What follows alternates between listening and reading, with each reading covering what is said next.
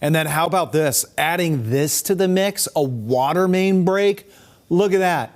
Left a street in Winthrop flooded with icy brown water. And you can see the plow came through, is pushing the water aside. This is happening on Girdlestone Road. Lauren Foley, who sent us the video, also said people in the area are dealing with low water pressure, ostensibly because of that water main break. Ooh, and yes, Eric mentioned two more snow chances later this week, but that's a story for another time.